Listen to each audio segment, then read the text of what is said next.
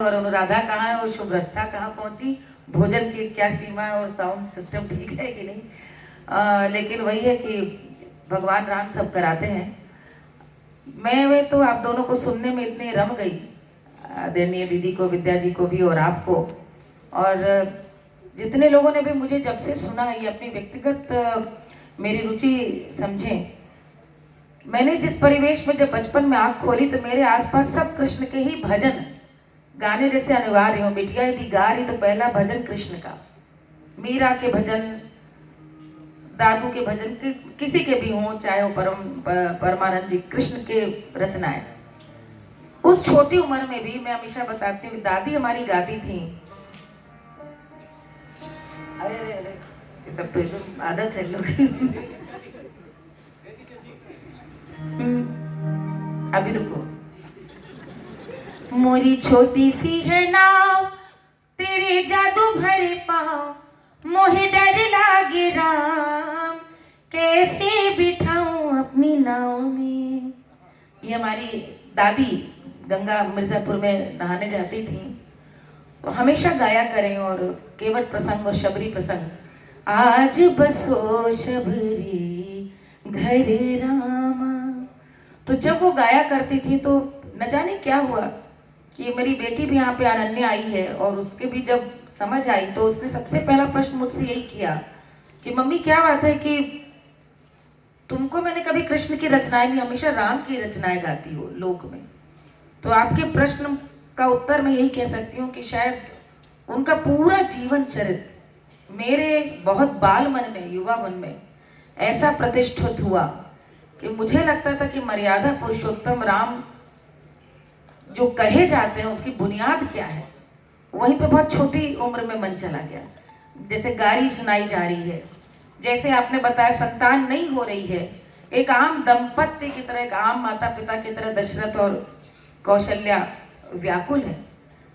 लेकिन कैसा उनका प्रभाव लोक समाज में रहा एक ऐसे सांस्कृतिक पुरुष का कि सदा के लिए माता पिता दशरथ और कौशल्या हो गए, सदा के लिए बालक जन्म लेने वाला राम हो गया, सदा के लिए वो बटुक, वो बरुआ, वो वर राम हो गया। और आप मिथिला की बात कर रहे हैं, मैं नहीं जानती मिथिला ने कितना सीता जी को सौभाग्य और आदर दिया। लेकिन अवध में, हमारे यहाँ उत्तर प्रदेश में, उत्तर भारत में आज भी वधु सीता का ही स्वरूप है, मौरी वो सिया जी का ही पहनती है अवध में। और मैं अभी नाम ले रही थी कि बेटियां यही पूछती हैं कि राम का क्यों तुम इतना गाती थी। और मुझे लगता है कि जिस समाज में जब ये प्रश्न उठता है, जो आज आदरणीय कोहली जी ने भी उठाया, आदरणीय मृदुला जी ने भी कहा कि जब भी कोई पूछे भगवान राम के लिए कि सीता जी को क्यों त्यागा, इस तरह की, जिन्होंने कुछ नहीं पढ़ा होता है ना, वो इतना जरूर पढ़ लेते हैं कि कैसे आपका तर्क करके खंडन करें। उनसे को पहले बाकी चीजें पढ़ के आओ। पहली चीज तो यही कि उस त्रेता युग में जिनके पिता की 3 रानियां थी, उन्होंने पहली बार एक पत्नी व्रत लिया और एक समाज में प्रतिष्ठा, एक मर्यादा खींची, एक पत्नी व्रत। आज भी छोटा सा आपको एक यहाँ पे उदाहरण दे रही हूँ, मेरी बेटी का विवाह हुआ, ये हंसी की बात है, तो सब कुछ राममय था, निमंत्रण पत्र से लेके पूरी विवाह में सब कुछ भगवान राम का था। तो मेरे बेटे का नाम कान्हा है, तो कान्हा के लिए भी विवाह के प्रस्ताव आने लगे हैं। तो मैंने कान्हा से कहा, मैं सोचती हूँ कि तुम्हारे विवाह के लिए कृष्ण, उनके अब ब्याह हुआ नहीं है और संस्कृति उतना, लोग संस्कृति में भी डूबे नहीं, लेकिन संस्कार तो होते हैं। कहता नहीं मम्मी, विवाह के लिए कृष्ण का थीम नहीं, विवाह के लिए राम सही है। और हम लोग परिवार हंसने लगा कि यदि ये बात लोकमानस में भी प्रतिष्ठित है कि एक आजकल की पीढ़ी का युवा राम को कहाँ देखता है। और इसीलिए मैं कहती हूँ कि धर्म के नजरिए से नहीं, जिस दिन संस्कृति के नजरिए से राम को जानना और समझना आप प्रारंभ कर देंगे, उस समय सारे प्रश्नों के उत्तर आपके वहीं पर समाप्त हो जाएंगे। जिस निर्गुण परंपरा में भी कोई और नाम ब्रह्म के लिए नहीं मिला, राम मिला। कबीर के वो राम है, राम ही है, क्यों नहीं कोई और नाम मिला। और आप जो बात कहते हैं भैया, हम तो लोकगीत के से देखते हैं, कजरी गाए, चैता गाए, घावटो गाए, जाता हो टेक किसका है, हो रामा, हो कन्हैया नहीं है, कुछ नहीं है। हाय दैया भी नहीं है कि थक गई हो तो दैया कर दे ना, अरे मोर बप्पा कर दे, अरे माई ना, कष्ट में कहता है, लेकिन श्रम में भी आनंद है, गीत में भी आनंद है। उस आनंद को सिर्फ एक ही व्यक्ति का नाम परिपूर्ण कर सकता है, वो है राम। बहुत सुंदर बात आपने कही। और चैती का मौसम भी आ गया है, होली के तुरंत बाद वो पड़ेगा, थोड़े समय के लिए आता है। एक कोई चैती गा करके इसको थोड़ा सा सांगीतिक भी करें लोक संस्कृति में राम। डी डी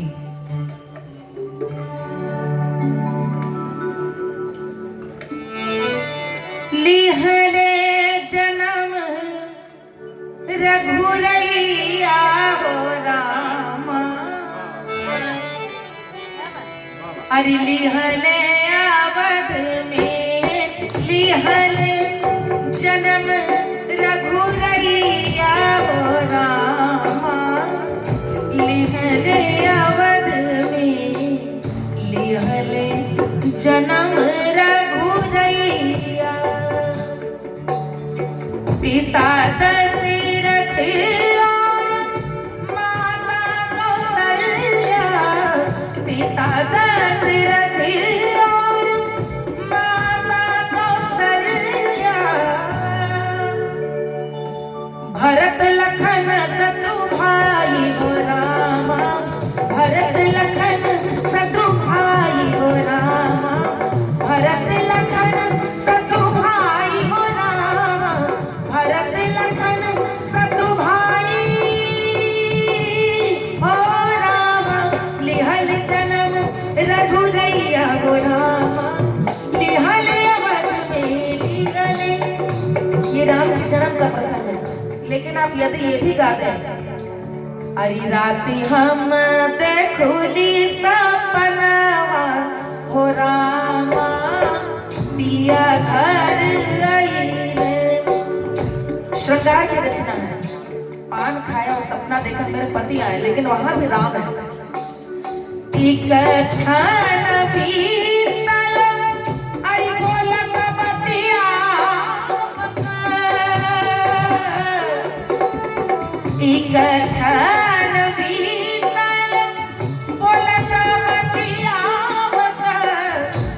अरे खात खियावत मनवा हो रामा, खात खियावत मनवा हो रामा, खात खियावत मनवा हो रामा, रात हम देखल सपनवा हो रामा,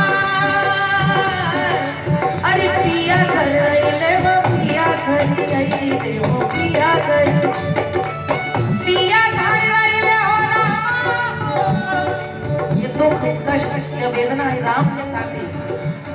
अरे पिया घर अइले हो, पिया घर अइले, पिया घर अइले हो, पिया घर अइले, पिया घर अइले हो रामा हो रामा, पिया घर अइले, रात हम देखली सपनवा हो रामा, पिया घर अइले, रात हम देखली, रात हम देखली, रात हम देखली सपनवा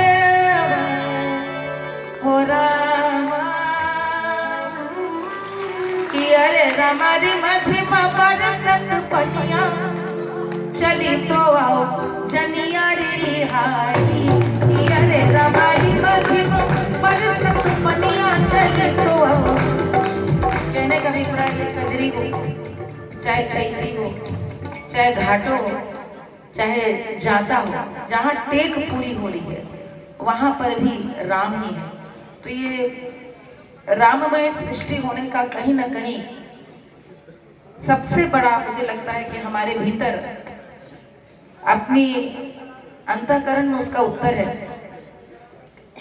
आप देखें लोक की बात हो रही है कि हाय राम, हाय राम की परिणति कितनी ढंग से हो सकती है, अलग अलग भाव में।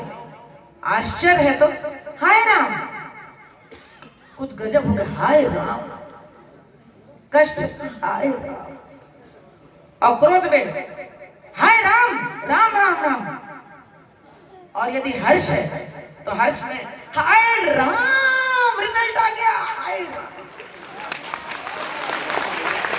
और साथ ही साथ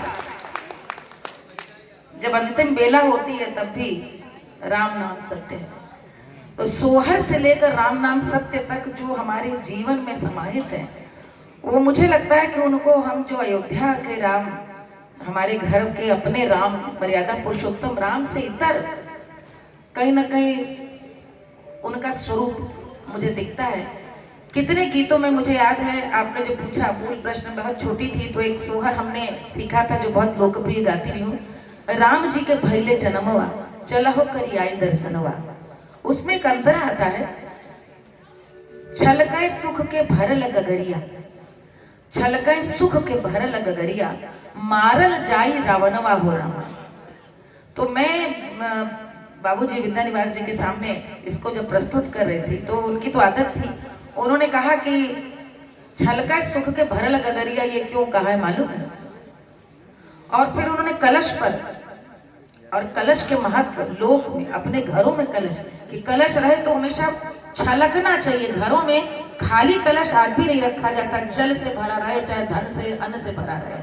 और यही आशीर्वाद दिया जाता है कि सुख का भी सागर इतना भर गया अयोध्या वासियों का कि लोक में यह भविष्यवाणी थी कि रावण का वध करने के लिए, अधर्म का नाश करने के लिए राम का जन्म दशरथ के घर हो रहा है। तो छलकै सुख के भरल गगरिया, अयोध्या में जो पूरा समाज है, संसार भर में आनंद इस बात का लेकर हो रहा है कि इसका जो आगमन है ये कितने प्रकार के कष्टों को, संतापों को समाप्त करने का है।